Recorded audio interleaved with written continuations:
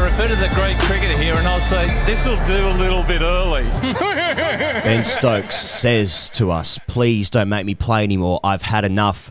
Whilst the rest of the cricket world says, please, Daddy, can I have some more? We're reviewing the England-India ODIs. Bumrah's doing some wild stuff. So is Rishabh Pant. So is Reece Topley.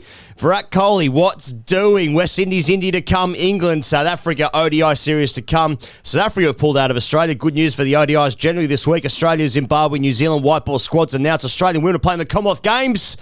The BBL Schedule announced more matches than you've ever seen before in your life at new places with different faces. Same colours, though. Sri Lanka, Pakistan, Dinesh Chandimal's done it again. Harris Rauf is on the show. Hashtag ASKTGC. This episode is brought to you by Budgie Smuggler. The user code CHAMP at checkout. And people are making magic happen right there. My name is Ian Higgins. Sam Perry is devastated as an administrator of the game. And he's thinking about putting on less cricket because one guy said, I've had enough of it. Good morning, mate. Mate, a wonderful morning. A wonderful Darwin morning to you, actually. Only a couple of weeks to go for me here. And a Darwinian morning. The place is named after Charles Darwin. And the strongest do survive. And I hope I survive today because my wife is taking me out somewhere ahead of her birthday. And all I've been told is to wear closed shoes. So I'm expecting snakes and crocodiles. Well, to me, mate, that sounds like you're Darwining the morning.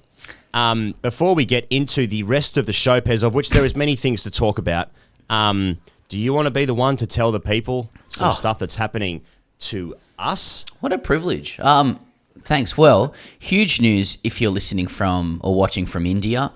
And it's late breaking news, but Higos and I, as guests of our dear friends at ACO, are going to be making a flying visit to India next week, to Bangalore specifically. And we'll be doing a live show there, a pop-up show. So organised last minute, won't have the bells and whistles of the usual TGC fare, but it will still have the looseness and darkness and rawness, etc. Yeah, ACO's bringing us over. They backed us from day one, which is day one of the Asian century, which is when Punt smashed Hazelwood down the ground at the Gabba. That's when the Asian century began, and that's not to be confused with the 2009 Defence White Paper, which also referenced the Asian century. Some people might be confused by that. But we are going to Bangalore next week. We'll be in Bangalore from basically Monday to Friday, and such is the spirit of the friendship. Our show will be a free show. Truly a way to say good day in person if you're in Bangalore at the time. We'll probably be around for a beer after too. We're going to have details out about this in the next day or two. But yeah, we are super pumped. Very grateful to have the opportunity to do it. And we'd love to see as many of you coats there as possible. Now, I just want it known that I didn't agree to the freeness of the show. I actually wanted ticket prices to be quite exclusionary, but that didn't pass, and they just said, no, it's going to be this. And I was like, okay, sorry, Daddy.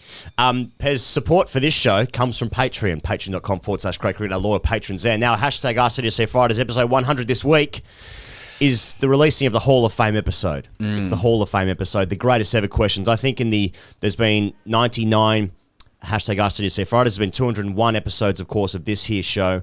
That makes it roundly 300 shows, of which there's been there's been over 1,000 questions over in that time, and we've trimmed it down to the top 400 questions.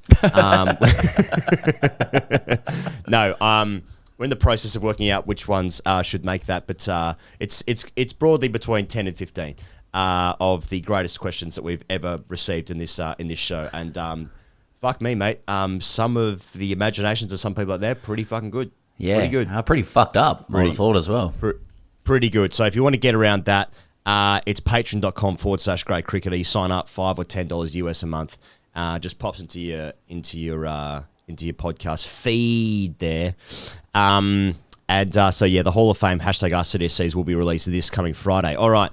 Ben Stokes released a statement on Twitter last night, Pez. I'm just going to read it to you to give you a sense of the tone. Thanks. He said, I will play my last game for England in ODI cricket on Tuesday in Durham. That's, of course, today as you're listening to this. So I've decided to retire from this format. This has been an incredibly tough decision to make. I've loved every minute of playing with my mates for England. We've had an incredible journey on the way. As hard a decision as this was to come to, it's not as hard dealing with the fact I can't give my teammates 100% of myself in this format anymore. The England shirt deserves nothing less from anyone who wears it. 3 formats are just unsustainable for me now. Not only do I feel that my body is letting me down because of the schedule and what is expected of us, but I also feel that I'm taking the place of another player who can give Joss and the rest of the team their all. It's time for someone else to progress as a cricketer and make incredible memories like I have over the past 11 years. I will give everything I have to Test cricket, and now with this decision, I feel I can give my total commitment to the T20 format. Etc, etc, etc. I've loved all 104 games I've played so far. I've got one more, and it feels amazing to be playing my last game at my home ground in Durham. There's some other stuff in there, but cut to the chase. I suppose it's a shocking decision. It surprised us. No one was expecting the decision, to my knowledge. And I know what everyone's thinking at all times. But, of course, Stokes didn't play the IPL this year. He already wasn't going to play the white ball series against South Africa. And then he was very unlikely to go to Pakistan before the World Cup in Australia. They got like a 7-match white ball series in there. So he was already tapering his program to he was already picking and choosing. But this is a very clear and finite decision that he ain't playing ODIs anymore. Unless it's the World Cup next year, you might have a look at it. I'll have a look at a World Cup. Well, would he Ask be? Me to play, and I'll think about it. It's been Ben Stokes is just one of the great players in the world. He'll go down as a legend of England cricket when his career's all said and done. He's won a World Cup with them. England know how to do that weepy shit. Good on them. He was part of. That was completely unnecessary comment from me. He's part of that great ODI side that won the World Cup as well. That's taken the game to new heights. Very quickly, the conversation seems to have become what this means, for ODI cricket. Another dagger, I think, as you put it to me last night, and it's going to be understood in the context of all of the systemic trends and changes that we're seeming to see a lot more vividly and clearly now around the decline of the format. This is allied with South Africa pulling out of the ODIs, which we'll come to, and just the general fucking white ball-a-thon that's going on this week and last week where, again, I'll speak for everybody, but what?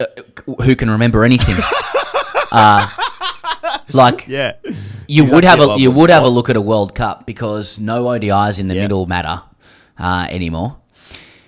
Yeah. And how long has that been the case for? I mean, I think his decision is completely understandable. How is he meant to do all of it? What I find interesting is that the next step a lot of people will take in this is to say, the format is vulnerable, something must be done.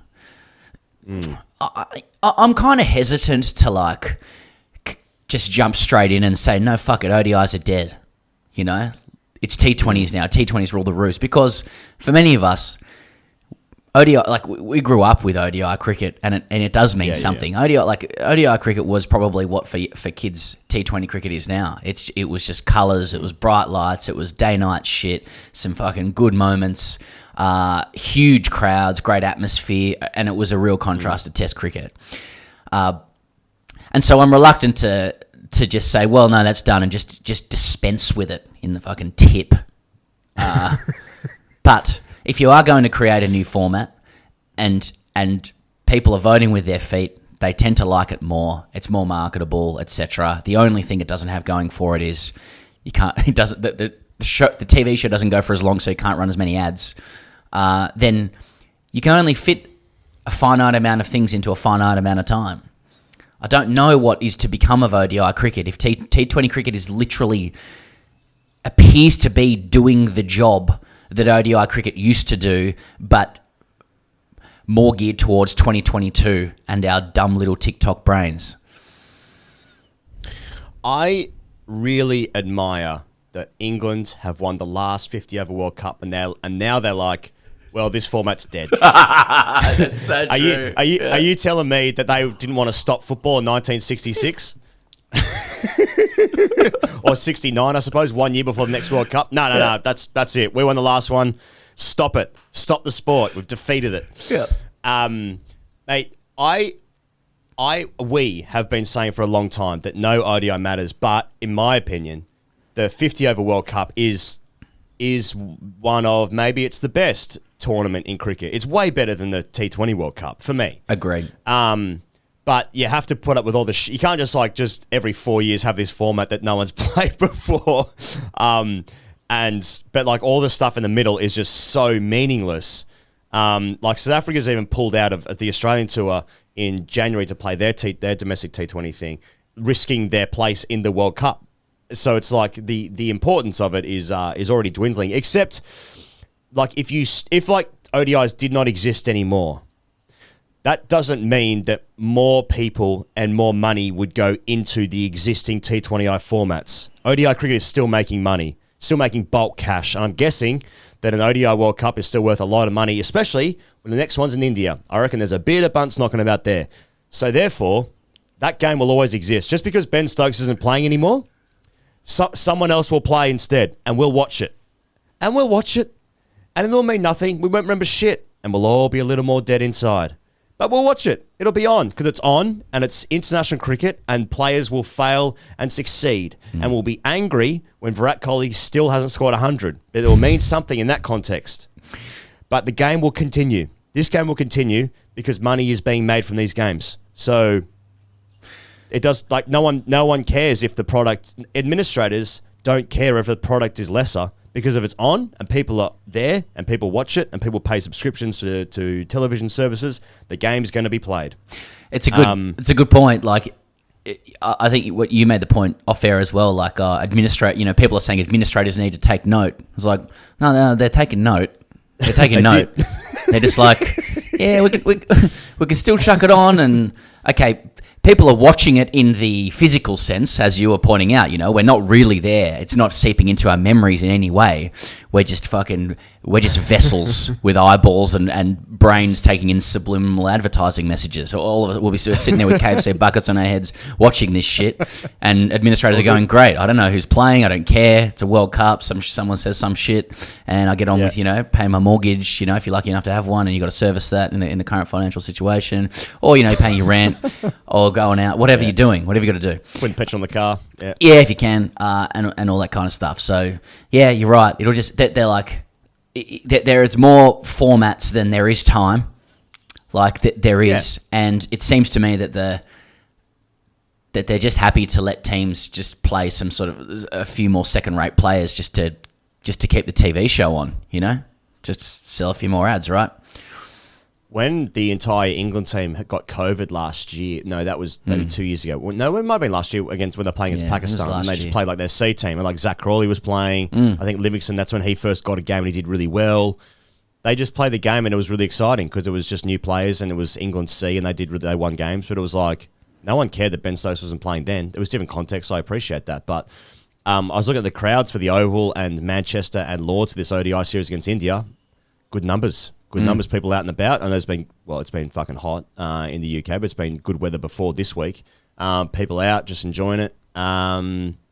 We're covering it. People in India, I'm sure, watching at home. So really, the issue is just like just get more cricketers. We just need more fucking, just more athlete rigs. I don't care who the fuck you are. Just stand out in the field, put a shirt on, and sell a couple ads. Get some levers, hit a big ball. Carry on, like our lives as humans now are just like empty consumption. Nothing has any meaning anymore. Just let it wash over me. Just a couple of names and numbers. I don't give a fuck. As long as those names and numbers are on the back, though.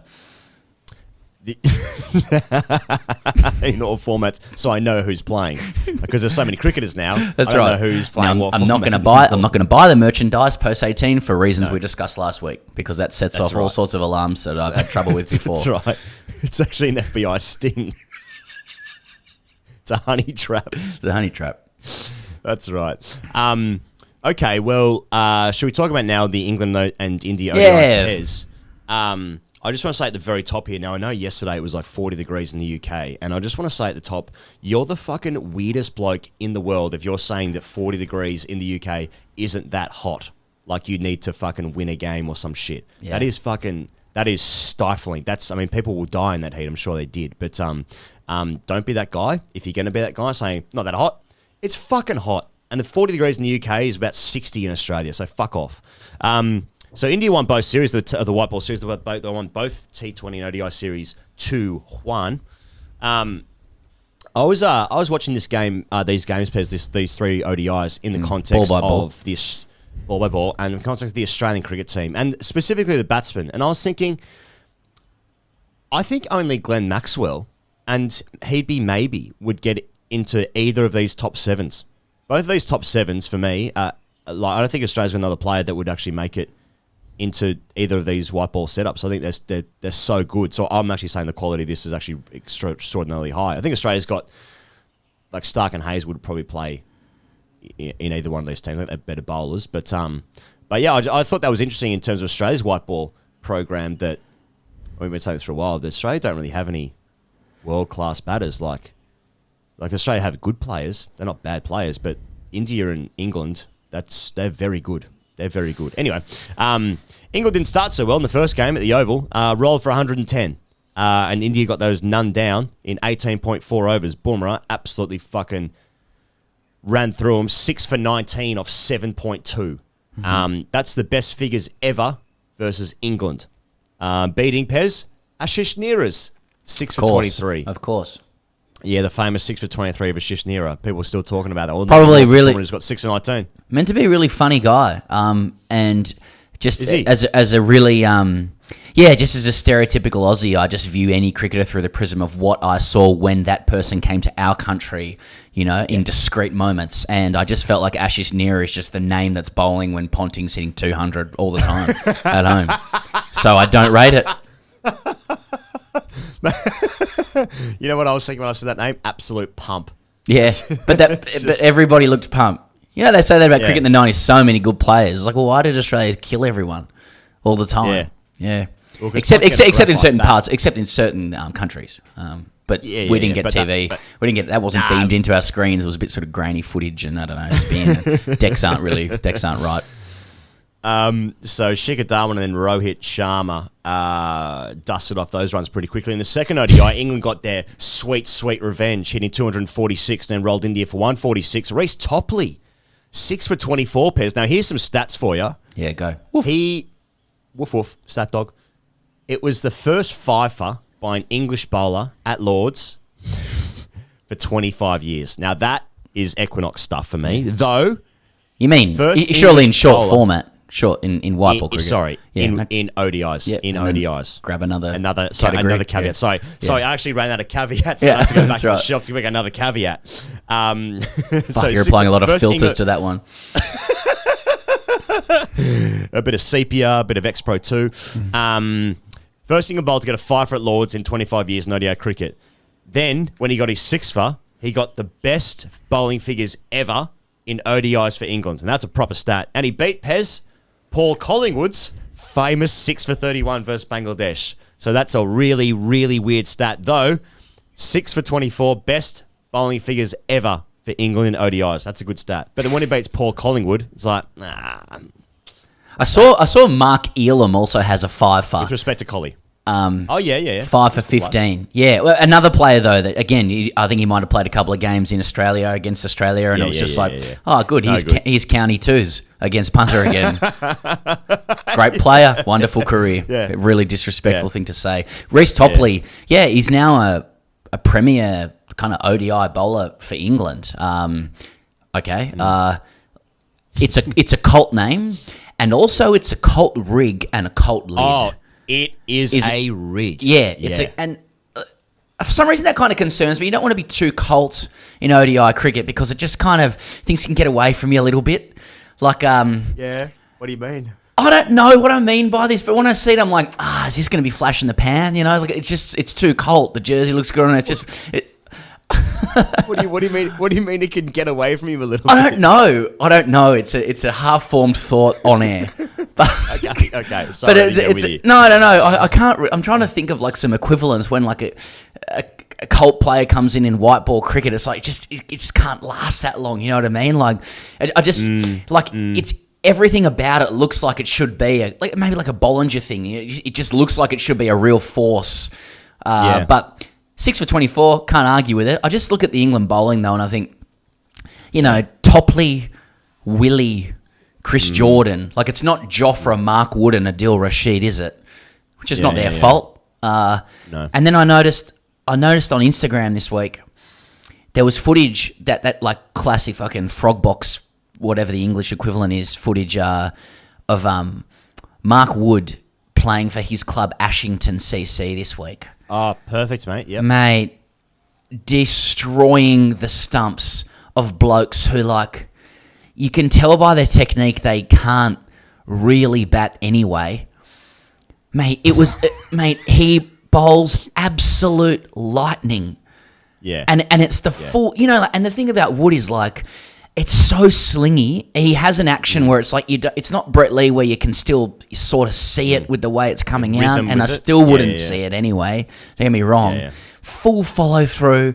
Stumps are fucking cartwheeling everywhere. Like blokes are hanging their bat out in front of it with their head cocked over like WG Grace in the 1890s facing up, but their bodies are out at square leg. Yeah. No celebration, and it is really quite scary, like, and so quick.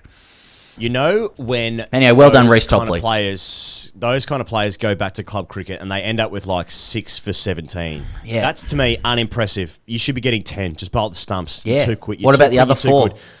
Now, when Curtly Ambrose was playing for his club, some of his stats, that's proper cricket. Getting like 8 for 1. I mean, he did it in a test match, literally. Yeah. But like, it was club cricket for him. Spell. It actually was club cricket, yeah. But that's the kind of gear that I want. Anyway, Reece Topley, it's rig. It reminds me of Andy Carroll. It's tattoos. Yes. It's glutes. Don't worry about that. It's strong salad. It's. I was worried. Is it glutes? But is it glutes? Mate, there's a wagon. There's a wagon back there. Don't worry about that. Don't worry about that. How about the blurter on him? What does that even mean? Anyway, well done on your record-breaking performance, Reece.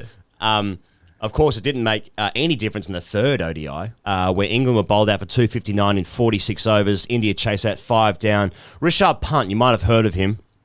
He hit his first ODI century, which is surprising to me. Therefore, it's true. He underarmed a full toss basically in that second game when India collapsed. So it's just he's still mercurial, but he hit 125 of 113. I think he hit 5 fours in a row at one point after the game was sort of done to really accelerate the scoring rate. He batted brilliantly with Hardik Pandya, who was player of the series in this series. He hit 71 of 55. Nasser on comms at the end of this game was celebrating Rishabh Pant, and he was saying, this is a rising superstar. He's 24 years old, so that would be in the category of rising, except I think he's already one of the best players, and he already is a superstar, right? What more does he need to do? I mean, he won the game at the Gabba with that innings. He batted superbly out here. He obviously just scored a brilliant 100 in the 5th Test match in England, a hard place for Asian players to score runs. He's just hit an ODI century, just won the game single-handedly for them here. His keeping is significantly improved. I think he took a number of excellent catches in that first ODI at the Oval. I think he's already... he could already be like top 5 players in the world. I don't know what that means because it's just me saying that. Doesn't mean shit, but I think he probably is in the top 5 players in the world at the moment.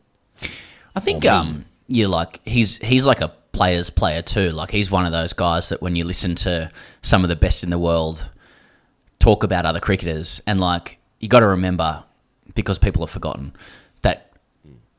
Cricketers are loath to compliment other cricketers in any serious way, because it's zero-sum game.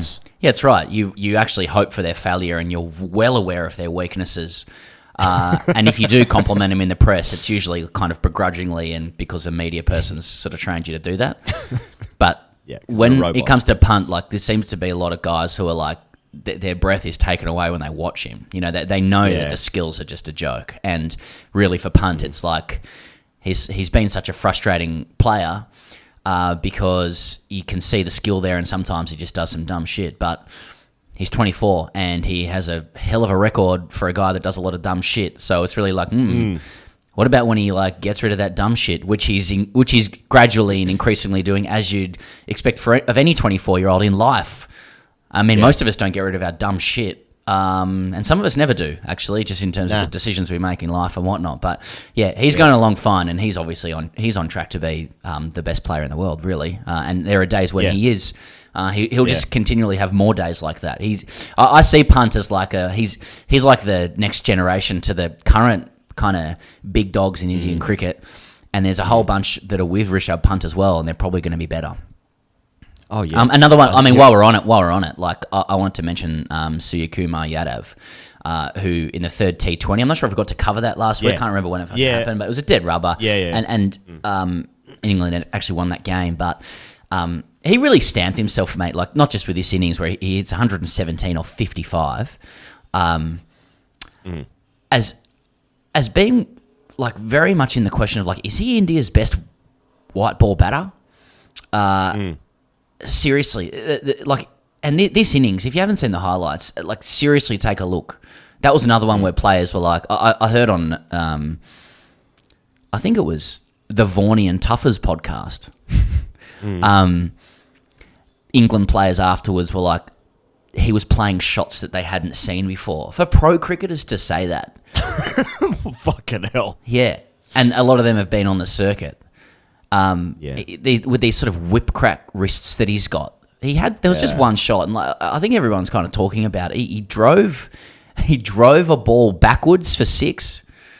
Like he drove a ball full contact, full swing, over gully, like backward point for six. So he didn't slice it off his bat. He guided it. That's where it went. He's an absolute gun. Obviously, they didn't take him on the tour to Australia last time, so the bloke doesn't exist in Australia. But yeah, he's just one of these guys. It's like, this is unbelievable. And then I think, does that not feed into the Kohli question? He goes. Yeah, well, I was going to ask you, like, speaking of guys who used to be superstars. Oh yeah, click. Virat Kohli in this series, he didn't. That was a gun, right? In the foot. Sorry, that's right. In the back of my head. He didn't bat in the first game because they chased it none down, but his two scores in the other two ODIs were 16 off 25 and 17 off 22. He got out in very similar ways in both innings from Willie and Topley, left arm over the wicket, nicked off, fifth stump line. Rohit Sharma, obviously, at the end of the T20 series, I think he said, like, why is this discussion happening? Love it. But now we're talking there about, players begrudgingly, acknowledging other players' achievements. Well, one thing they do like to do is to show their support to a struggling player, because what you're actually saying is like, it'll get better. It's okay. I'm good. I'm good, but you hang in there. Yeah, because things will get better for you. Like implicitly through my public support of you, I'm saying that I am fine and you are not. Yes. Ostensibly, it's a message of support for someone who's struggling in public, which might be appreciated, but really what's being said is I am okay and you are not. And that's what Babar Azam did, right, this week when he tweeted. He's a captain Pakistan, right? This too shall pass, stay strong. Yeah. Now, the good word in that is two. Yeah. Because it says there are other things that have needed to pass for you. Yeah. I know it's a common phrase, but this too, like other things in your life that you've struggled with, shall pass, stay strong. And then attaching a picture of Kohli's arm on Babar. Yeah. And if you actually look at the picture that Babar's used, Babar looks like he's staring straight ahead going, who the fuck is this bloke? Get him off me. It might have been the photo of when Pakistan beat India in the World Cup just recently. It might have been that photo. Genius. So absolute masterstroke. I noticed with the Kohli question, the easy riposte, and I think Kawaja did this the other day or whatever. He says, "Oh, the bloke averages, 50 at 140, blah blah blah. Please keep picking him for Australia."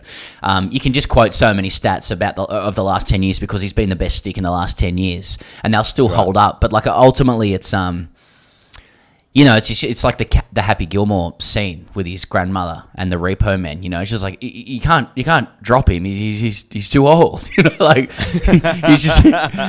she's an old lady. I mean, look at her. She's old. You can't just take her stuff. She's too old. It's Kohli. You can't drop it. And I did note also he goes that he's now being rested for the West Indies tour, which I think is alpha and up next, before the T20 World Cup, he's got Zimbabwe, and he might make himself available for a game there, or does he? Because Sikandar Raza has him coming out well recently, 4 for 8. So that's right. I was going to say, yeah. It is very interesting, the Kohli thing, and it's just I think I said this last week. It's just starting to get a bit more groundswell, and then since we spoke. Couple more failures, I suppose, but it's not. You get a clap for 16 or 17 in grade cricket, though. Don't forget that 16 runs. We may have talked about this years ago, but like, is that the threshold for like I've done enough today? It was for me 16, 1-6 on the scorecard. 15 is not enough. 16 is like 16. You can't. It's a very scratchy innings if you've failed your way to 16. You've shown something. I got to say, 16 of Kohli's runs. I mean, they came in boundaries. There was some cover drives here, a couple down the ground. So, does he get a clap off in grade cricket for 16? It's still a contribution. 16 is 30. I think you get a smattering of applause. A smattering. Yeah. It's. Do I clap? Do you think about that? Sorry, as guys coming off the field, like you sort of have to have a sense of how many runs they've scored. You've not looked at the scorecard, but you've watched the innings. And it can go both ways, because if you clap and they've made 11, that could be condescending clap. That's the Babar Azam tweet of clapping. It's like, that's good for you. That's good for what you can do.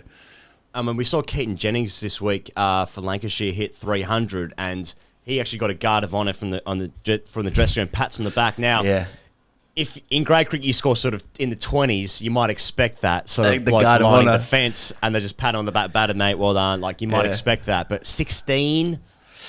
And as you're walking off, you're thinking about it. What kind of feedback am I getting from my teammates here? Like, if someone offers you, bad luck, mate. Like, if you get LBW, if you're LBW, you're fucking desperate for somebody to say bad luck, mate. Desperate. Yeah. And when you don't get it, you just feel like your mates are seething. Now, I know sometimes when I've scored on the odd occasion, got into the 20s, and then I'm just 1 or 2 steps close to the fence, too close to the fence, to not get the recognition I deserve just yet. And is it just because have I not done a job for the team? Is the team not watching that on their phones? Like, what was happening? Because I've just played a match-winning 21 off 45. Yeah. So I don't understand where my appreciation is. Well, I mean, 21 is, as we've always said, 21 is an important contribution in grade cricket terms. 200 is a winning score. 20 is getting you on the way there. Yeah, on the way true. there. If everyone did what I did, we make 210. That's right. Every single batter. Yeah, I bat 3 to be fair, and I'm entrusted with potentially scoring more runs. Responsibility. That's right, and it's an absolute road here. Yeah. Well, yes, and that's a very interesting point with Virat Kohli batting 3 himself. Because it's not like we said this last week. The eyes haven't gone, but he's getting out in ways that if he was a young player, you'd be like, he's just not good enough for this level. Like those are the ways he's getting out. And there's a theme with his fifth stump nickiness that we see it a lot in England. That does happen, but I think it's now a conversation that. Obviously, the losing of the captaincy in acrimonious circumstances has obviously affected him enormously. The loss of form is clear. And perhaps it's now self-perpetuating as well, where I think he might have just forgotten how to score runs a bit, which is weird. I think the COVID stress of what happened for the last 2 years is unquestionable, like fatherhood as well. I also wonder if...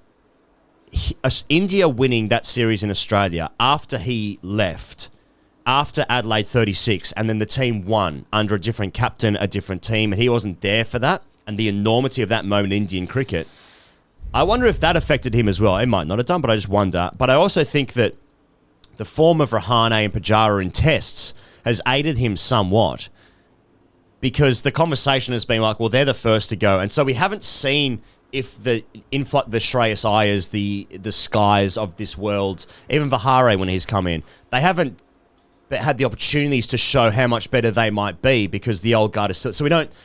He's been kept in there because it's not clear if that new generation is so much better. We think it probably is, but we don't know just yet. And so I'd also want to generally, just like with the COVID thing, if we might, like, in a few years' time, we might look back at the COVID time as being like what our fathers and maybe our generation did of the war years as well, you know, like World War II years of like some lost years. I'm talking about the Falklands, the Falklands War. That's a big call. Yeah, keep going. But except the outlier is, Joe Root, who's also became a father for the second time during the last few years, just hit like 14 test centuries during, so that doesn't make any sense, except all the other top batters didn't do anything during COVID. So it's weird. Anyway, I think all these factors are contributing to Kohli not being able to score runs anymore. Thoughts? Well, what do they do? Like, look at their white ball batters, you know, when they're at full strength. Rohit plays, KL Rahul plays, Sky plays, Punt plays, Pandya plays. That's five.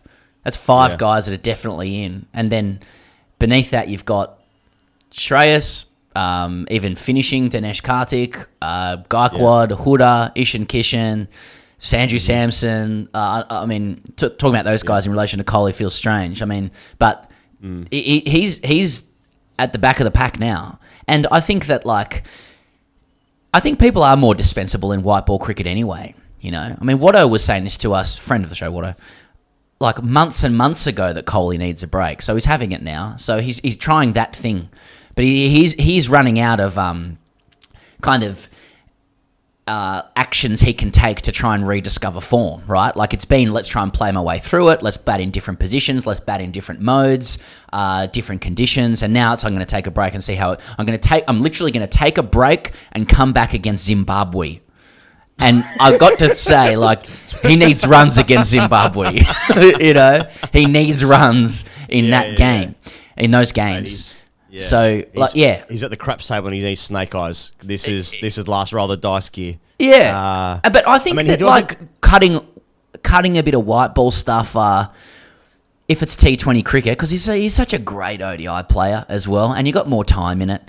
But, like, that'd be the one to go. I think T20 cricket. The game, it feels like the game's moving on from a couple of the old guys as well. Smith's not in Australia's best T20 squad, even though they sort of still pick him. Joe Root hasn't been in it for ages. Game's moving past Kane Williamson as well, and Elise Perry. I can quite honestly include her within that as well in terms of batters. Like, it's okay. The game moves on. I'd save him for tests, but, you know, again, it's going to come down to Kohli versus Sikandar Raza with Zimbabwe. I've been saying that for a long time. Didn't Kohli also? They didn't when they went to Sri Lanka. No, they went to because Shikhar Dhawan is captaining this side against the West Indies. So Sharma, Kohli, Pandya, Bumrah, Punt, Shami are all rested. Yeah, I mean, I didn't even say Dhawan before as well. Fucking hell. So none of those guys are playing, but Shikhar Dhawan also captained that side that went to Sri Lanka. But was that because they were in the test? Yeah, that was when they were doing two series at the same time. Okay. So he's literally getting a break now. Anyway, okay. Well, let's move on to that West Indies series. So as I said, Shikhar Dhawan's going to captain, Jadeja vice captain, and it's got a much more of like an IPL all-star young gun feel. Sanju Samson is in, Gaikwad, Shubman, Arshdeep Singh, Akshar Patel, Deepak Huda, Avesh Khan. All these guys have performed really well. Yeah. They did really well in the IPL. And this is like the sort of next generation coming through. Now, the West Indies have Jason Holder coming back. And obviously our friend of the show, Nicky Puran, is captain of the white ball set up there in the West Indies. But they just lost 3-0 to Bangladesh in ODIs. So make of that what you will. I'm not sure whether this was to make of this West Indies versus India series, except it's a thing that's happening. In the same way that England and South Africa ODI series is also happening. The first game, as I said earlier, is today at Chestnut Street in Durham. And Adil Rashid is coming back, who obviously didn't play this India series. He was permitted by the ECB to make the pilgrimage to Mecca Awesome. So anyway, so he comes back. So should we talk about South Africa pulling out of Australia's ODIs? I mean, we sort of alluded to it earlier, but it is very interesting in the context of what ODI cricket will mean and what Australia's summer will shape as now, given that now January is freed up after the Sydney Test match, which is the first week of January for that the New Year's Test. Where do Australia players play? Yeah, so South Africa's pulled out of this ODI tour that's been scheduled and rescheduled, etc. And the first story with that is that their World Cup qualification is at risk. I'm sure they'll just play some, also rounds and win or some shit, so they'll be in. But the next question is, does this essentially confirm that the primacy of domestic franchise tournaments over one-day international cricket? I mean, of course it does. This has been happening for ages. It's just coming. A lot of this stuff is just coming to light now. So yes, franchise cricket rules the roost. There's more money in it. The revolution, the change is here. It's happening before our eyes, and I'm not sure yet what to make of it. A lot of people are saying, well, at least that means that the Aussie players will now be available to play more BBL. It's like, haven't heard yet whether they might want to go to the South Africa comp. A bit more bunts there.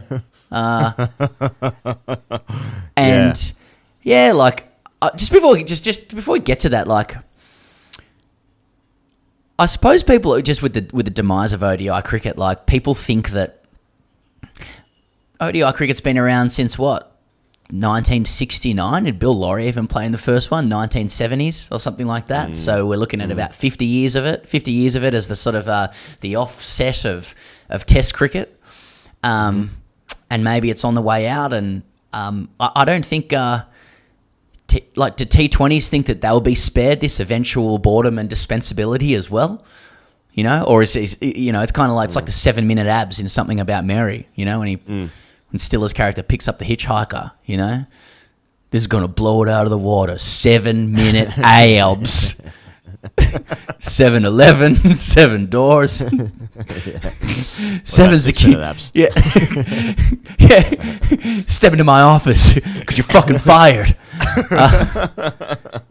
Is cricket naturally trying to eradicate itself, like Richard Dawkins says with gods, there used to be many gods, and now for most religions there's only one god, so what's next, is cricket going from 50 overs to 20 overs to let's not fucking play anymore, this game's shit? Well, that's what I was going to say. I mean, Pez, we've hypothesised for years, decades perhaps, that the best part about cricket is when you're not playing. Like when the catch goes to someone else, when you're already out, you get the freedom of thought, no anxiety anymore.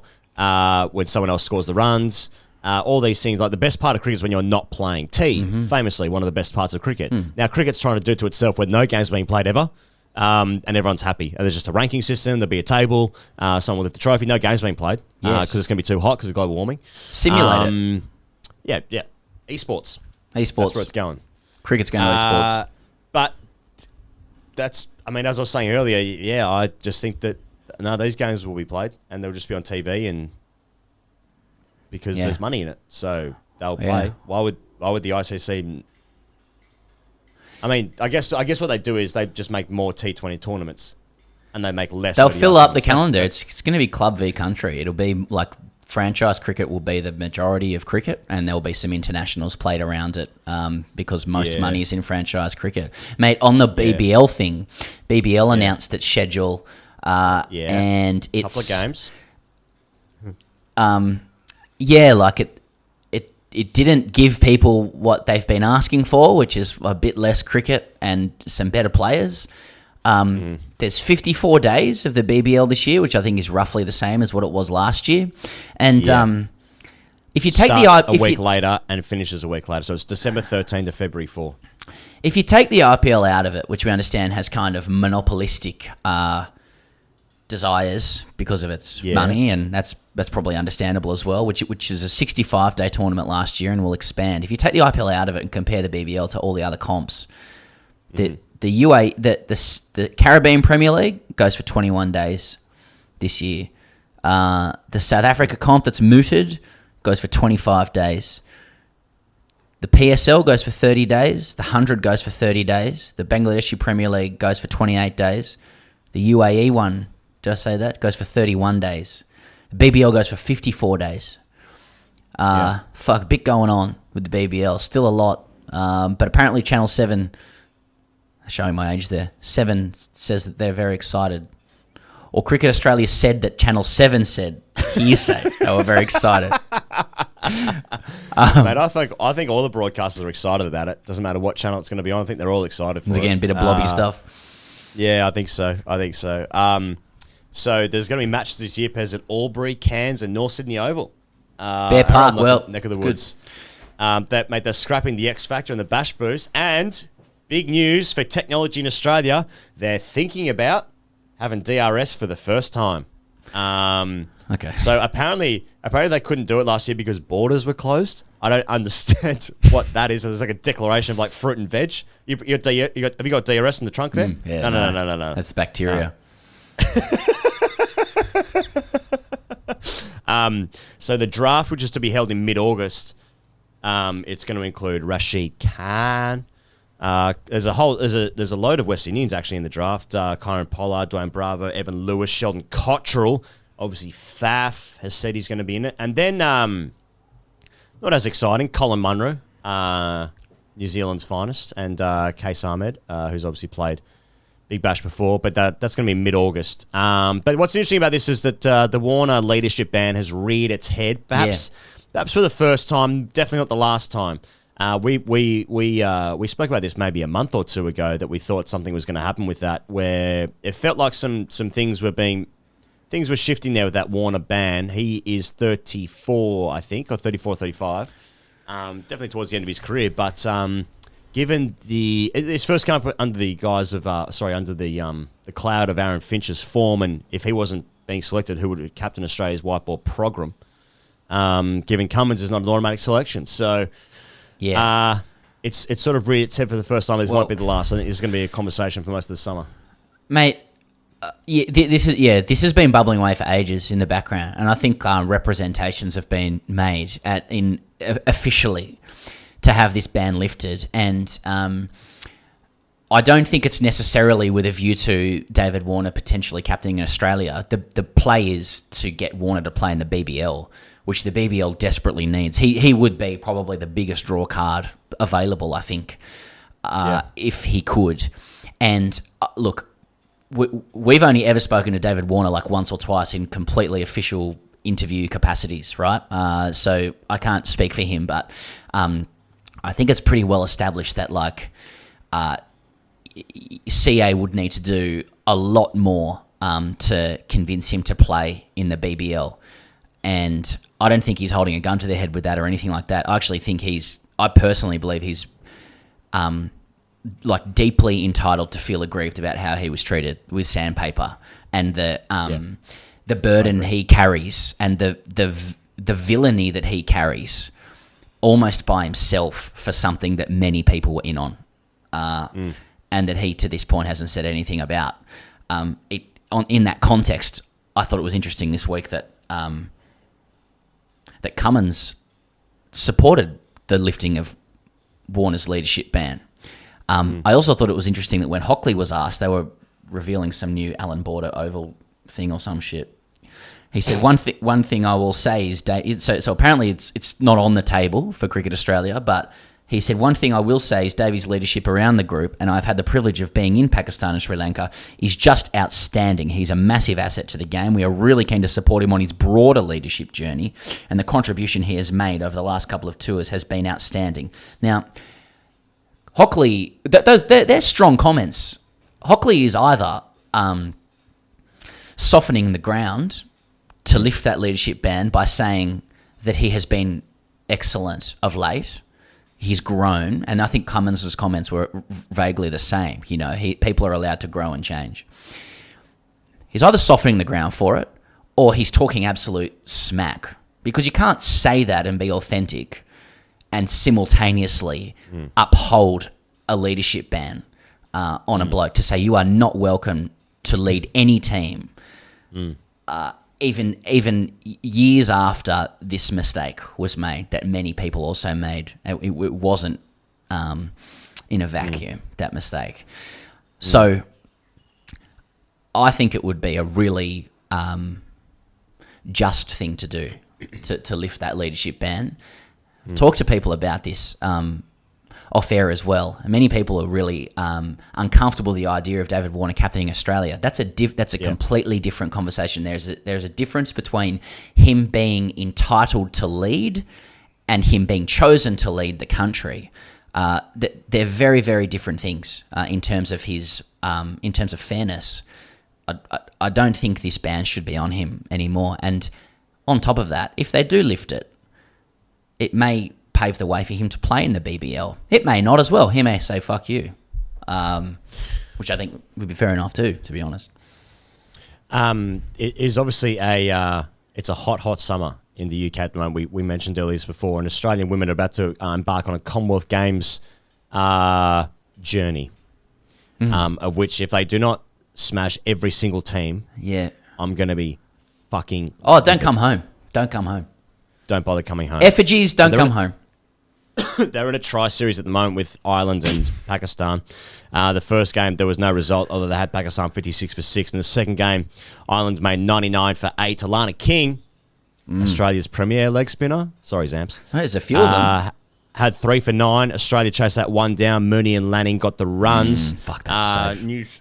News there, Elise Perry struggling to make that team. That doesn't make me feel safe because that's a name that I recognise. Legacy stuff, one of the best to ever do it. Multi-sports.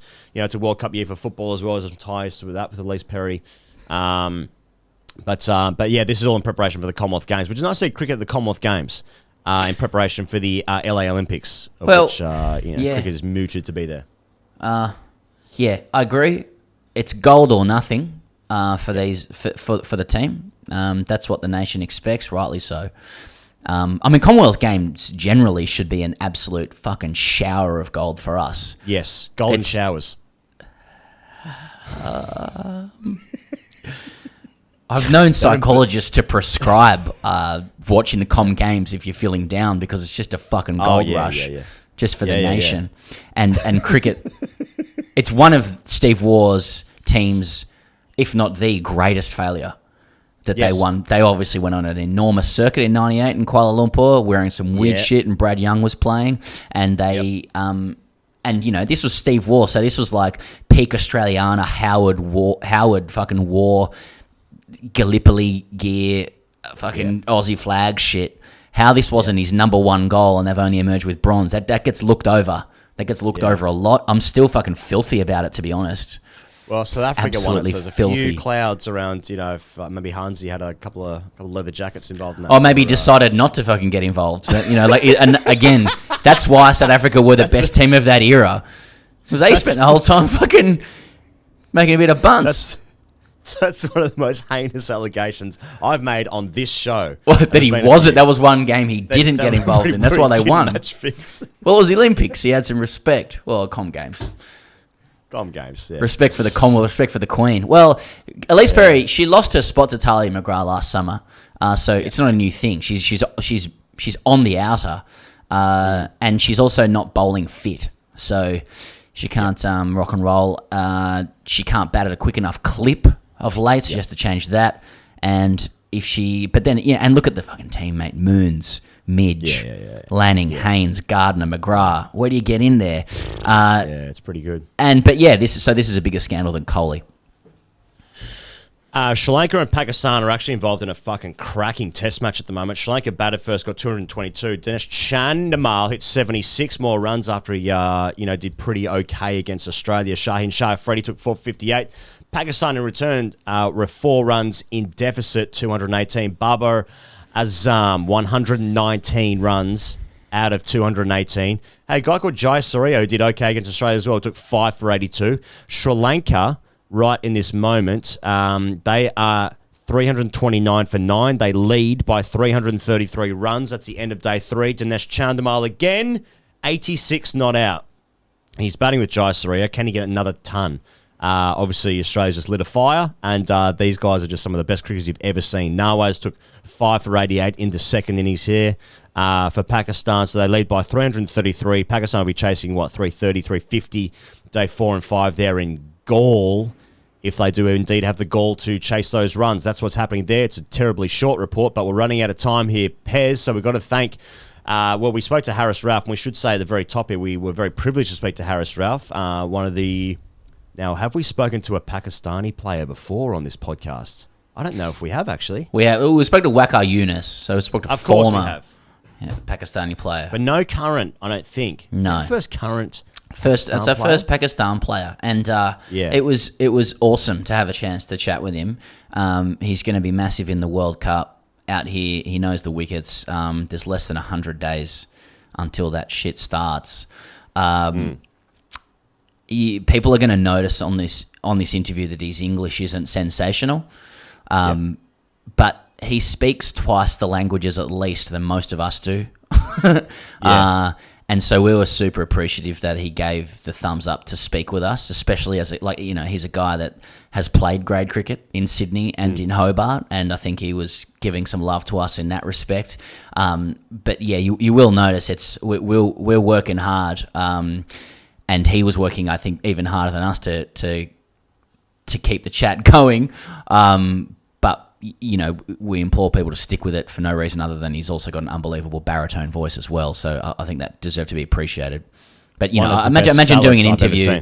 Great salad. I think doing an interview in a second language is fucking incredible, to be honest. Yeah. I was upset that his English was actually better than mine, if I'm honest. But indeed. But before then, Pez, we need to thank Budgie Smuggler, our dear friends. Use the code CHAMP at checkout. I actually said, had a tweet this week, someone used the code CHAMP. And they were somewhat surprised that something happens. Someone saved like £18 on using the code at Budgie Smuggler. So we tell you every week, it's a real thing. I'm surprised too. You're going to make that up, yeah. Use the code CHAMP at checkout, 20% off. Oh, this is the moment, if you are watching on YouTube, to actually unveil newest budgies that I've got, some sort of light blue style figure. So I'll hang that over the microphone. Yeah, I'll drape it over. There's obviously your unboxing scenario as well. With your orange fellas. Mate, look, I guess the theme this week is that ODIs are out of fashion these days, and I thought it might be a good chance to discuss clothes that have gone out of fashion through the eras. A corset, if you will, a smoking jacket, Hugh Hefner aside, sort of peaked in the 20s. Shoulder pads, tie-dye, sweaters around necks, T-shirts over long-sleeve shirts after the sort of Friends era of the 90s. Kangol hats, unless you're Samuel L. Jackson. And toe shoes. Do you remember there was a little yes, I do. craze there? It's like, I just want to sort of connect with the earth. I'm just going to wear my toe shoes. So a couple but none of that applies to our dear friends at Budgie Smuggler, who have the full range of apparel these days. It's hoodies, it's tracksuit pants. I'm dressed by Budgie Smuggler this week. There's t-shirts, deluxe, there's socks, there's fucking budgies. What are we looking at? I feel like you're forgetting one of the all-time fashion faux pas these days. Things have gone out of style. The old shin swingers, the old board shorts, over the knee board shorts. Those are a thing of the absolute past, and Budgie's mother could not go in the opposite direction. As Budgies call them, curtains of shame. Curtains of shame. Indeed. Where do we find it, Pez? Same place as always. I don't know why I'm talking like this. BudgieSmuggler.com. Here he is. Here's the great man, Harris Rauf. Okay, if you're not across this bloke, you mightn't have been watching properly. He's represented Pakistan 48 times in white ball matches, possibly set to make his debut in the test stage as we go to where he's destroyed oppositions at all levels, not just international level, but the PSL, the BBL, grade cricket, and even second grade cricket, which we're going to get into. He bowls absolute wheels, pushes 150. And I thought it was awesome when he did the throat slit celebration a few years ago in the BBL. Others didn't, but I want it back. Anyway, I won't ask him about that. Harris Rauf, welcome to the Grade Cricketer. Thank you so much, brother. And that is a great baritone voice you have there as well, Harris. So I'm just going to start from the top. Hey, can I just start with grade cricket, Harris? Because from time to time, international fast bowlers come into grade cricket teams. We used to play grade cricket, and there's always whispers about how fast they were and how fast they are, and there's concerns about how good they are. You played at Western Suburbs in Sydney, and I spoke to a teammate of yours, and they wanted me to quote who they were, but I'm not going to do that. And he had some reflections on you. He said, hugely competitive individual, displayed the same passion for Wests as he shows for Pakistan. There was genuine concern that he could kill someone. The ball made a whizzing sound that I've only ever heard from Stark, and he's a tremendous guy. What do you recall about playing grade cricket in Sydney? It was a great experience for me because first time I played for the club. I have never been playing Pakistan in club cricket. So for the first time I play for club cricket in Australia. It is very good opportunity for me. So the first time I'm going with the Lahore teams. They are against Sydney Thunder, Sydney Sixers, and Hobart Hurricanes. There are three teams in this series. The second, I think, the B team of the all three teams. So when I'm playing first time against Sydney Thunder, and some coaches and some director of the clubs are watch this game. So when I'm playing, and he offered to me, "You want to play for us for first grade cricket?" So I say yes, why not? It is a great opportunity for me. So it was a great experience. I play for Western Suburb. The teammates are very nice. They help me, and a lot of fun and enjoy with him. So when you first come into West's training, Harris, you come down to Pratton Park, and are you bowling in the first net? Are you bowling in the second net? Like and how much did you scare people straight away? Because you're bowling 150 kilometers an hour, possibly in the second or third net. What net did you bowl in at Pratton? The first practice, I think so. I think so. In the first, just straight away, I'm going with the first grade players, and he play against me in the nets, and just 2-3 balls, and they said, "I don't play to you. You are too fast." So I don't want it. Nobody faced to me, so they just ball, just start target balling ourselves. Nobody can play to me against. So they cleared the net so you could do target bowling while the rest of the practice went on. But Harris, my understanding is, and I don't even know if this was made clear to you, but even though you were bowling 150 Ks per hour, they started you in second grade because they had an overseas player already in first grade. Was that greatly insulting to you, given that you are a world-renowned international fast bowler? First match, I think so. I played a second grade, and I think I took 6 wickets. And the next game, I played for the first grade. I selected for the first grade team. I think the overseas player, I think so, he is going somewhere, and then I bet he was. Yeah, and I'm playing first grade cricket. So I'm very, on that time I'm new in the hard ball cricket, so I have no experience. So just when I'm playing, and then after the first game, I am injured. It's going injury, and then I realized that his hard ball cricket is very tough, and you have a lot of training, and then you play this game. So then after this, I start training properly and diet properly. So then I realized that if you want to play international cricket, so all these things in your mind and training hard. Harris, let me tell you, there's a lot of people on this Zoom call right now that have played very high level second grade cricket. So that's, there's really, it's quite a good lineage there. But you mentioned that that you'd only just started playing hard ball cricket, because I know that you initially were playing tape ball cricket. And I know before that, your parents didn't even want you to play cricket, right? They wanted you to focus on your studies. So, I mean, first of all, have you told them that you now play for Pakistan, or do they think that you're still studying? In Pakistan, every player start with the tape ball cricket. I'm also to start table cricket in streets and in the grounds. They're near to the house, and the parents are mostly in Pakistan. They are not allowed to play cricket and the different games. So same like me, my parents are not allowed to me. You play cricket and whatever you want to game, different games. And I said I'm going, but I still play table cricket in Pakistan, going different cities. But don't tell my parents I'm going somewhere and play the table cricket matches. And in 2017, in 2017 September, the Lahore the trials. So the first time I'm going for the trials, and I don't know I'm bowling much for like I'm bowling too much quick. And the first time I realized that, then they have a speed gun, and they check the speed of the bowlers. And when I'm bowling first ball in last round, in first ball I bowl 88 mile, and the second ball 90 mile, and they check the speed gun is correct or not. And then they said they said to me, you bowl one more, and I bowl one more, then this is 92.3 mile mile per hour. And then he said, stop it, you are selected for the team. I said okay. Okay. So I just have two questions off the back of that, Harris.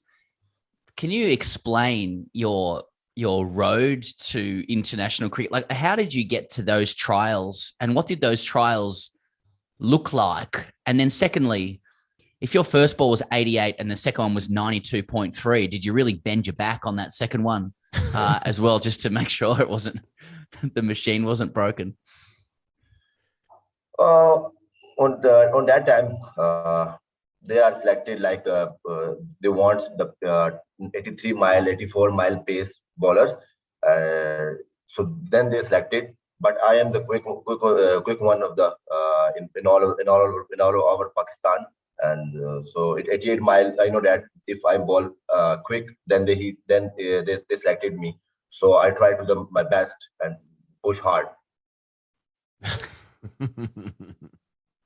I know one of your heroes, Harris, is Dale Steyn, and you sort of developed your outswinger just the way he did as well. And you would have had a chance to work with him, obviously, at the Melbourne Stars where he was coaching. So how did you play it cool when you first met Dale Steyn, or did you ask for a photo at the nets? Like, how was that first interaction with Dale Steyn? To be honest, on that time, I'm so exciting when I see the Dale Steyn because he is ideal. I'm start the cricket, and I follow to him properly when he played for the South Africa and different leagues. And so when I'm replaced, so and I'm exciting to see him. So when I see that, and I talk to him, and I'm nervous and confused the first time. I've never see the international players, and the first time I meet him. So he is sitting outside the nets. He saw to me when I ball. So after the ball, he said to me, "You are good, too quick." And also he mentioned me that when I'm playing the first game for the Melbourne Star. So he gave me a confidence. You are a good bowler. Try to give best for the team. I said, and I've said, okay, yeah.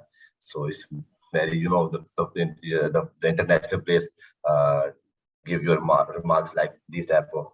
So they give me a confidence, and I play for the first game for Melbourne Star. The first ball, I take the wicket, and my confidence level is also going now high.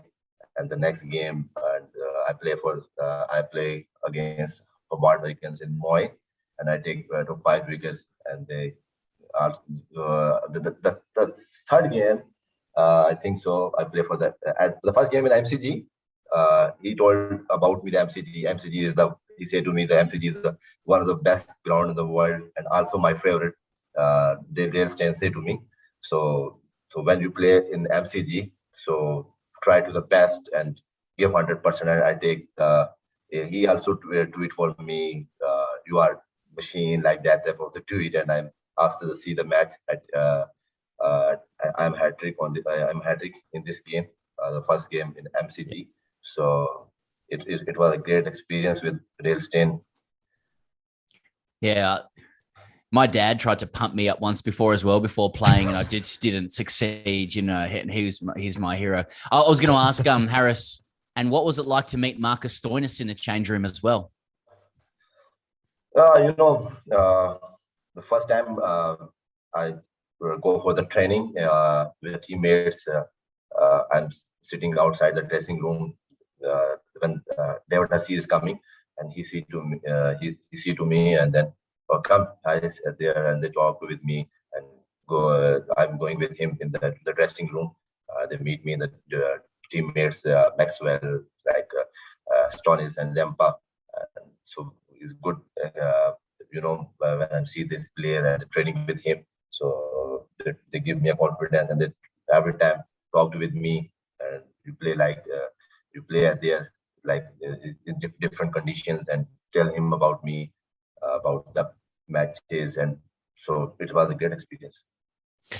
I was having a look at your Instagram before, Harris. A lot of gym work, looking good in the gym. A lot of arms, I like it. But there's also a photo. MS Dhoni sent you a signed jersey of his, a signed CSK jersey. How did that come about? Did he just send that to you in the mail, or like, what was the scenario of that?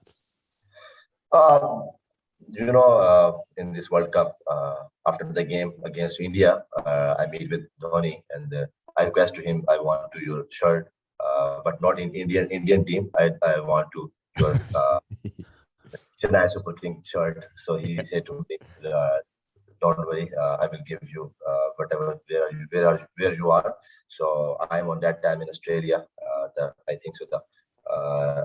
One of the manager, he gave me a shirt in Australia. So that's why I posted, and thank you for Tony. He is great. He's a legend. Yeah. It's always great to hear those stories about love between Pakistani and Indian cricketers, because I understand that in 2018-19, when you were playing grade cricket and in the BBL, you actually bowled to the Indian team in the nets, didn't you? Can you just tell us about that experience, bowling to the Indian team when they were out here for the Test series? Yeah, in 2018, Australia versus India series in Australia, and I'm on that time. I'm in Sydney, the fourth test for Australia and India. So on that time, I'm playing in grade cricket as well. So the Indian manager, he wants to the net bowlers who balls to the Indian players. So he offered to me. I said yes, why not? It is great opportunity for me. I bowled to the international players and some learning from him. And so I bowled to the Pujara, Kohli, and Rahul. And it is a great player for India. And I bowled to him and then talked with him. And the bowlers who bowled with me in the nets, Hardik Pandya and another one who bowls with me, and then chat with him, and he said to me, "You are good, and I think so. You are playing for Pakistan very soon." So I said, "Okay, thank you for compliment for me." Well, he shouldn't have said that, because a year later you played against India in the T20 World Cup, and you got Pandya out. So he shouldn't have pumped you up like that. I mean, what was it like beating India by 10 wickets in the T20 World Cup, and just following on from that, how excited are you to play against them again if selected at the MCG to kick off the next T20 World Cup?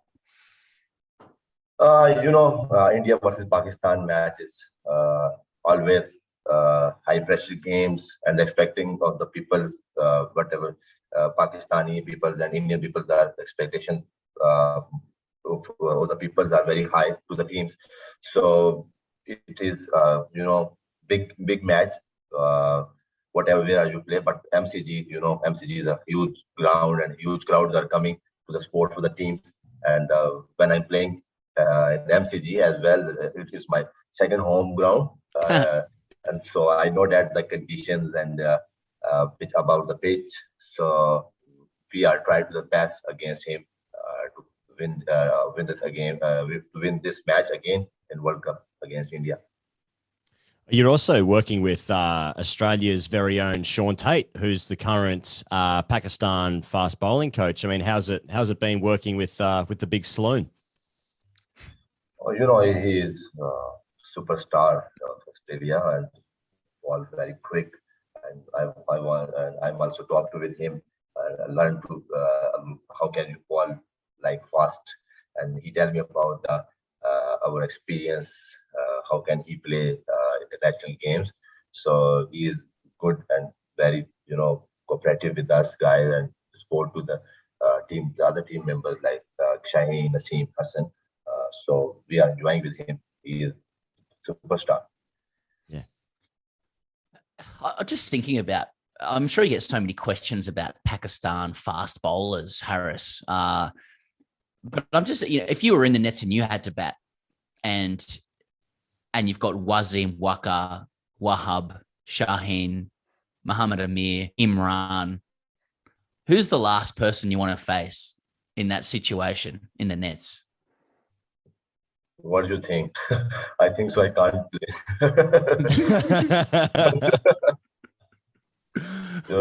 These all are quick, and I know that when you face against the quickest bowler, so everybody, the batsman is scared against him. Against these guys. So how can I am playing in these guys? Well, Shaheen Shahafredi's now a police officer, isn't he? So that's also an added thing. I saw that he got some honorary police officer notification. So I guess he's the scariest.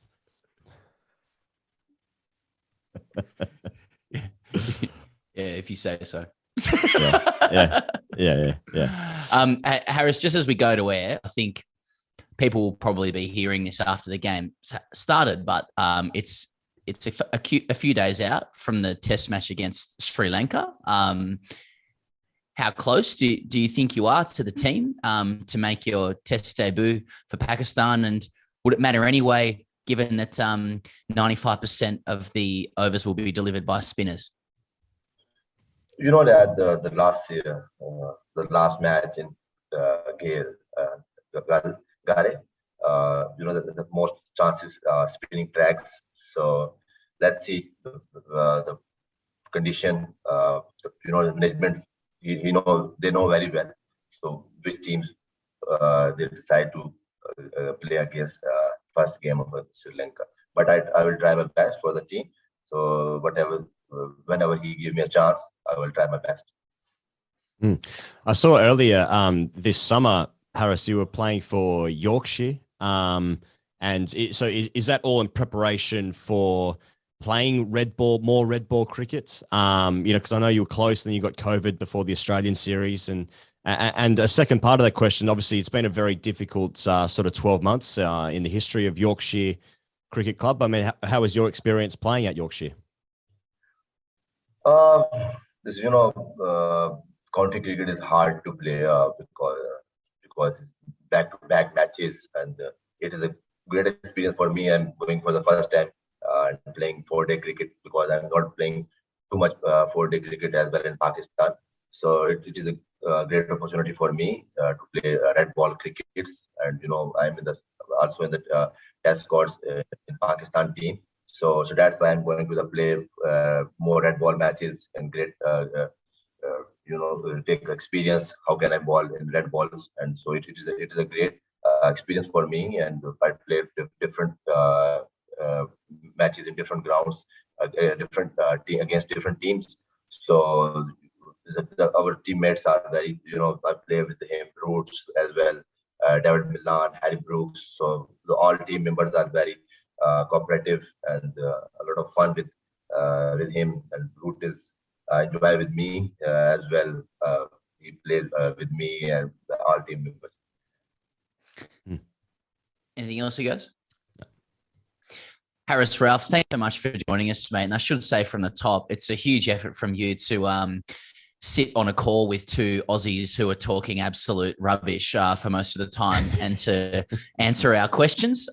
We really appreciate your time. We're really looking forward to seeing you out here in Australia for the T20 World Cup. And I just have to say personally, for India versus Pakistan at the MCG, where we'll be, and I think tickets sold out in 5 minutes for that. So we're pretty pumped, mate. But yeah, really appreciate your time. We hope you get a start in the test team. But otherwise, we'll catch you in Australia. No worries. Thank you so much. Thank you very much to Haris Rauf for his time. Our first current Pakistani cricketer to grace the show. We thought he might get a Guernsey, his first test cap against Sri Lanka, but they decided to pick Naseem Shah instead, who bowled minimal overs in that test match. So, okay. Pez, we've got to thank our dear friends at Manscaped. Use the code TGC at checkout for 20% off and free shipping. I woke up to a message this morning from someone who, let's just call her a friend of the show, who said that you've been usurped. And it was a picture of Pete Davidson, who's now the face of Manscaped.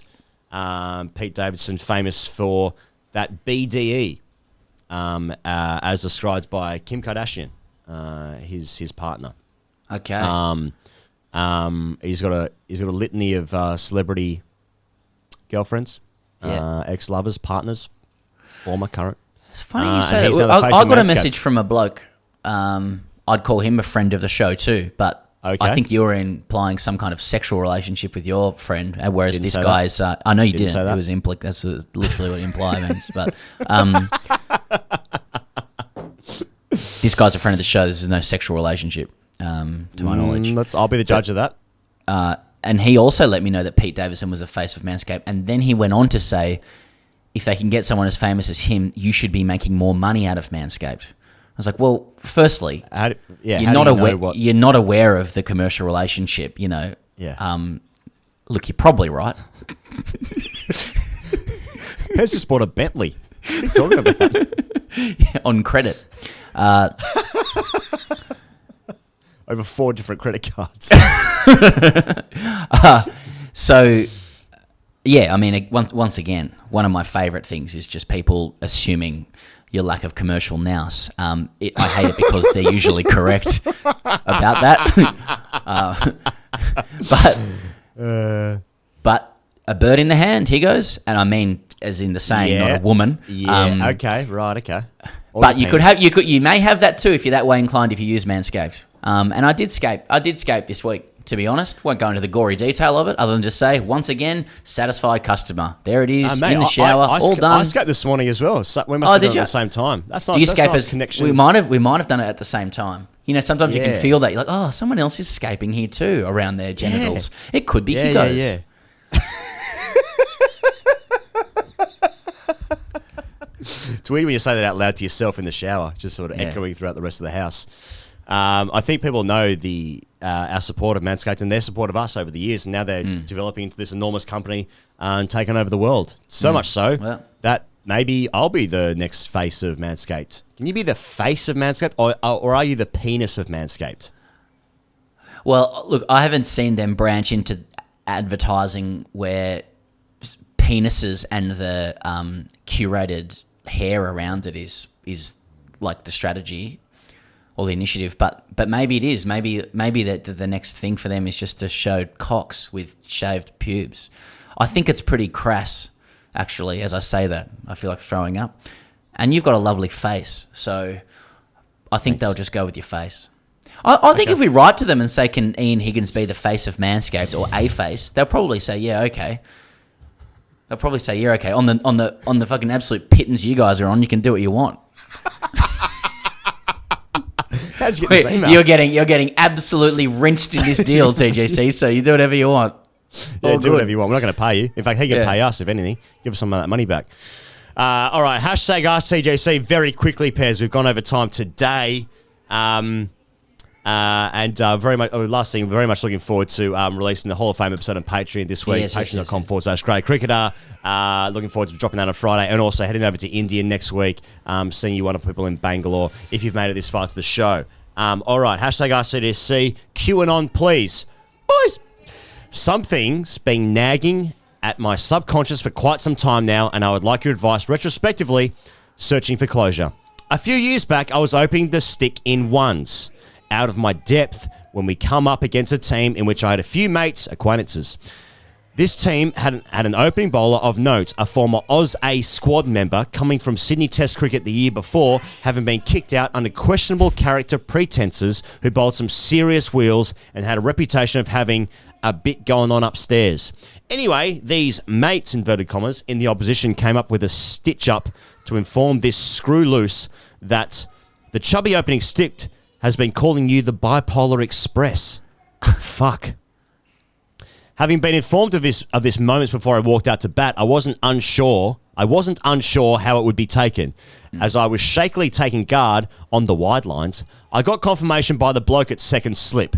Walking out of second slip and standing next to me at the crease, he began a long-range conversation with this guy at the top of his mark.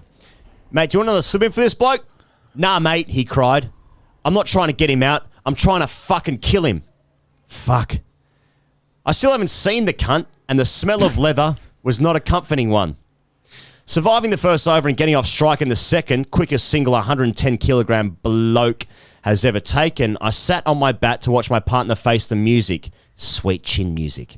First ball, my opening partner played and missed by about a foot, got a half shout from the cordon and promptly tucked his bat under his arm and walked off before the umpire had a chance to give him out.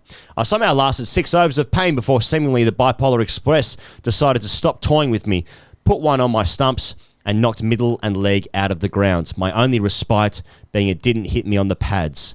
It was a long recovery back to physical health, and I still haven't gotten over the psychological damage done, this event being a commonly recurring nightmare. My question are as follows. Should I have followed my cowardly partner's lead, conceded that I was the beaten male and lived to fight another day, or did I make the right call by hanging in there for the team, culminating in an ugly 20-odd 11, a badly broken arm, cracked ribs, and a permanently damaged psyche? Who was a true alpha in this situation?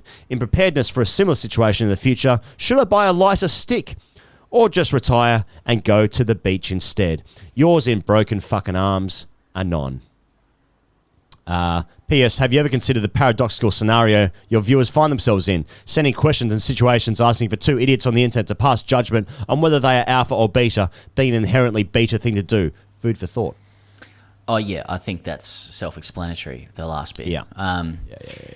Okay, I just want to take issue with one thing. Sure.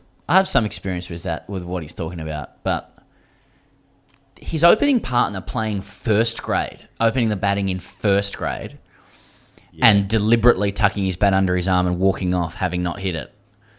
Like that, I'm offended by that, and it almost causes me to think that this whole thing is a lie. Well, like, I think who does that? I think it's Park ones. I think it's really been Park shit ones, because this guy's a former Oz A squad member coming from Sydney Test cricket the year before. Oh, thank you. So it's not. Right. So he ain't. So thank God. There's a few little signs and signifiers in there that were like, this is not that. Yeah, okay. It's not on. That's not on. Yeah. Look, I will say, this is strange, but like, that bowler that's a former Australia A quick who's got a screw loose and potentially mental health issues is scarier and more difficult to face than probably someone who's like playing for Australia at that moment, who's like, who's got their head together and whatever. Yeah. Like, do you know what I mean? So I acknowledge that. Yeah. When a guy's bowling at you and is trying to hit you, it's the most fucked up thing. But also, maybe didn't go all the way. Like, played Australia A, but for probably behavioural issues or things wrong with their head, chemically speaking, that they can't do anything about. So it's no judgment; it's just a fact. They're a bigger threat to your safety, and your I guess your well-being than anyone who actually knows how to hit the top of off and forge a first-class professional career. Yeah, so in that regard, I think your opening partner's done the right thing, just play and miss and then walk off. I mean, I've played in a game where the team has already beaten us on the first innings and then they're just batting on, and a guy nicked one to the keeper and no one appealed, and I was standing at second and first slip said, did he hit that? And the keeper goes, yeah. But no one appealed because like the game was just dead. So it's a similar feeling to that. Like don't worry about it. None of this means anything.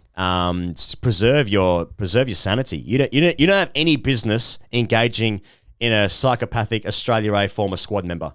All right, that'll do for the show this week. Thank you very much to Harris Rauf. Thank you very much to everyone out there who stayed with us over these 201 episodes. #AskTGC Friday is a Hall of Fame episode coming out on Friday. See you guys then, and see you guys next week. Cheers.